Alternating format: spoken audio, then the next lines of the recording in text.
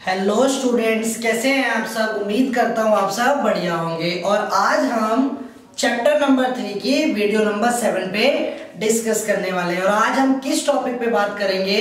आज हम बात करेंगे कि जो हमारी हरित क्रांति हुई थी, जो हमने वीडियो नंबर 6 में पढ़ा था कि हमारे देश में हरित क्रांति हुई, तो उस हरित क्रांति के जो लाभ है वो हमारे लिए महत्वपूर्ण तो है, परंतु वो हमारे लिए काफी नहीं है। क्यों ऐसा? क्यों कि हरित क्रांति जो हुई थी उसके जो प्रॉफिट है वो हमारे लिए इंपॉर्टेंट तो है, ठीक है, लेकिन उतने ही प्रॉफिट हमारे लिए काफी नहीं है। आज हम इसी टॉपिक पे बात करने वाले हैं। तो पहले देखते हैं कि इसका क्वेश्चन एग्जाम में कैसा बन सकता है। देखो जरा, क्वेश्चन क्या है? हरित क्रांति के लाभ महत्वपूर्ण है, ठीक है, परंतु पर्याप्त नहीं है। इस कथन की आपको पुष्टि करनी है। इसके अलावा ना एग्जामिनर इस क्वेश्चन को थोड़ा सा और मोल्ड कर सकता है। कैसे? उसने बोला हरित क्रांति की सीमाएं लिखो, इसका मतलब हरित क्रांति की लिमिटेशंस बतानी है आपको। और ध्यान रहे, दोनों में से वो कोई भी क्वेश्चन पूछेगा तब भी आपको आंसर यही लिखना है। तो वो कहना क्या चाहता है? वो ये कहना चाहता है कि ठीक है भाई, हरित क्रांति हुई, वो आपके लिए इंपॉर्टेंट है, लेकिन क्या वो आपके लिए काफी है? तो हमारे लिए काफी नहीं है। क्यों काफी नहीं है? क्योंकि पहली बात तो उसमें सीमित फसलें थी। सीमित फसलों का मतलब क्या हुआ?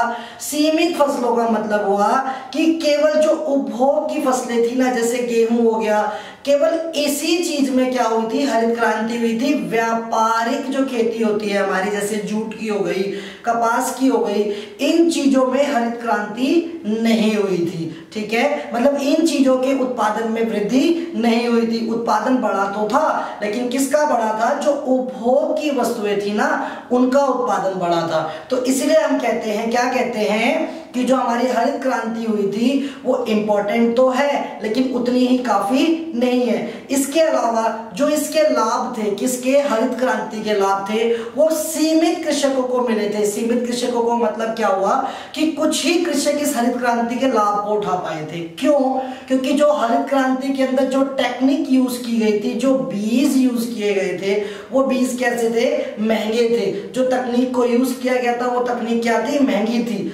जबकि सरकार ने क्या किया था? उन तकनीकों पर सब्सिडी भी दी थी, लेकिन तब भी वो जो हमारे गरीब किसान थे उनकी पहुंच से बाहर थी। इसीलिए कहा जाता है क्या कि भाई हरित क्रांति तो हुई, लेकिन सभी किसानों को उसके लाभ नहीं मिले।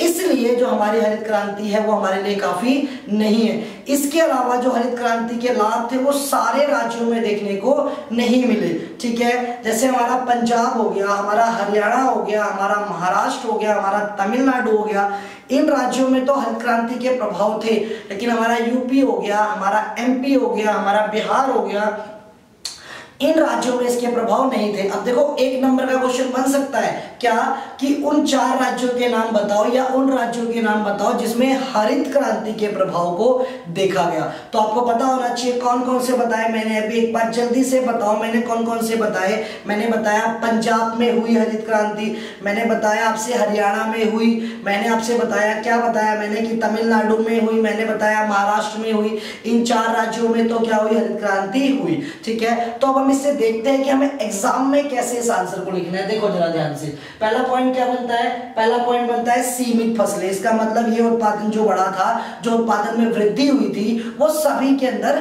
नहीं हुई थी। देखो, हरित क्रांति के कारण उत्पादन में क्रांतिकारी परिवर्तन केवल अनाज तक ही सीमित था। किस तक? केवल अनाज तक ही सीमित था। अगला पॉइंट, अगला सब पॉइंट है व्यवसायिक फसलें। जो हमारी व्यवसायिक फसलें थी, मतलब जिससे हम व्यवसाय करते थे, जिससे निर्यात होता था, जैसे जूट हो गया, कपास हो गया, चाय हो गया, इनके उत्पादन में ऐसी कोई वृद्धि नहीं हुई। इसलिए इंपॉर्टेंट तो है, वृद्धि हमारे लिए ठीक तो है, लेकिन काफी नहीं है। क्यों?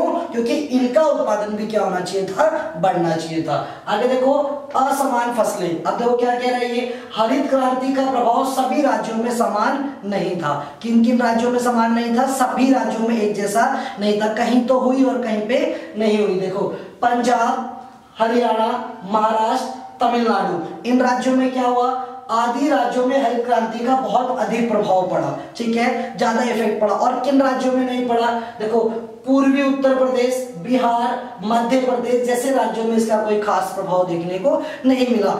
इसीलिए हम कहते हैं कि जो हमारी हरित क्रांति है उसके प्रभाव जो है वो हमारे लिए मतलब उसका जो प्रॉफिट है वो हमारे लिए इंपॉर्टेंट तो है, लेकिन उसकी जो प्रभाव पड़े वो प्रभाव हमारे लिए पर्याप्त नहीं है। ठीक है, आगे देखो, सीमित कृषक को लाभ, मतलब सभी किसानों को लाभ नहीं मिला। देखो, हरित क्रांति महंगी तकनीक में गहन सिंचाई व्यवस्था, इसका मतलब उसके लिए ज्यादा सिंचाई की आवश्यकता होती थी और तकनीकें जो उसमें यूज होती थी किसमें, हरित क्रांति के टाइम में कृषि पे, वो कैसी होती थी, वो तकनीकें महंगी होती थी। ठीक है, महंगी तकनीकी में गहन सिंचाई व्यवस्था पर निर्भर करती है, यंत्रों पर अनुदान होने के बावजूद भी। इसका मतलब सरकार ने जो ट्रैक्टर खरीदो, जो ट्यूबवेल लगाओ, उन पर क्या किया था, उन पे अनुदान दी थी, सब्सिडी दी थी, लेकिन वो सब्सिडी देने के बाद भी जो हमारे किसान थे वो बहुत ज्यादा गरीब थे और वो इसका फायदा उठा नहीं पाए। ठीक है, यह निर्धन किसानों की पहुंच से क्या थी, बाहर थी। इसलिए हम कहते हैं कि भाई ठीक है, हरित क्रांति हुई, हमारे लिए इंपॉर्टेंट है, लेकिन जो उसके प्रभाव पड़े वो हमारे लिए काफी नहीं है। ठीक है, सिंचाई की उचित व्यवस्था नहीं हो सकी। ठीक है, इसलिए हरित क्रांति केवल धनी कृषकों तक ही सीमित रही। केवल किसको प्रॉफिट मिले, धनी किसानों को मिले। आगे देखो, आर्थिक विषमता। ठीक है, इसका मतलब क्या हुआ कि जो अमीर किसान थे, मतलब जो पहले से धनी किसान थे, वो और धनी हो गए और जो गरीब किसान थे वो इसका फायदा नहीं उठा पाए। देखो, हरित क्रांति के कारण आर्थिक विषमता बढ़ी, मतलब जो थे किसानों के बीच में डिफरेंस क्या हो गया, बढ़ गया। जैसे मान लो मेरे पास ट्रैक्टर है, आपके पास ट्रैक्टर नहीं है, तो मैंने क्या करा, या मेरे पास पैसा है, मैंने ट्रैक्टर खरीद लिया, आप ट्रैक्टर नहीं खरीद पाए, मैं HYV टेक्निक के बीज ले आया, आप नहीं ला पाए, तो इससे क्या हुआ, मेरे को तो उस हरित क्रांति के उन सुधारों के, वो जो सुधार हमने वीडियो नंबर 4 में पढ़े थे, उसका मुझे तो बेनिफिट हुआ, लेकिन आपको उसका बेनिफिट नहीं हुआ।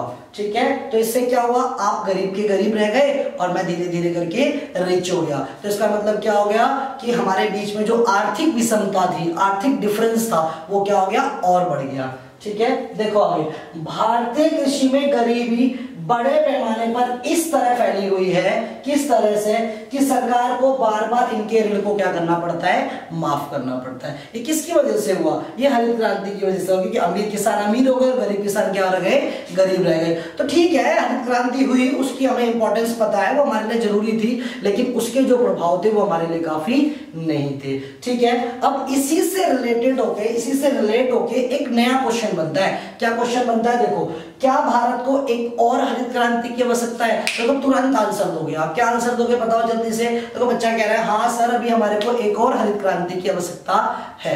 अब हमें एग्जाम में कैसे लिखना है, 3 मार्क्स का क्वेश्चन आया, तो देखो कैसे लिखेंगे, कैसे लिखेंगे, इसका स्पष्ट उत्तर यह है या हाँ है। इसका स्पष्ट उत्तर अगर मतलब क्लियरली बोले तो हम क्या कहेंगे कि हाँ, हमें एक और हरित क्रांति की आवश्यकता है। ठीक है, क्योंकि 1960 के दशक में मैंने बताया था ना पिछले वाले वीडियो में कि 1967 से 68 के बीच में हरित क्रांति हुई, इसलिए उसको कौन सा दशक बोलते हैं, 60 का दशक। 60 के दशक की हरित क्रांति के लाभ घटने लगे हैं। उस समय जो हरित क्रांति हुई थी 60 के दशक में, अब उसके लाभ जो है वो क्या हुए, धीरे धीरे करके घटने लगे, इसलिए हमारे को एक और हरित क्रांति की आवश्यकता है। ठीक है, देखो इसके लिए कुछ पॉइंट्स दे दिए नीचे कि हम इन पॉइंटों के बिहाफ पे भी कह सकते हैं, क्या कह सकते हैं कि भाई हमें एक और हरित क्रांति की आवश्यकता है।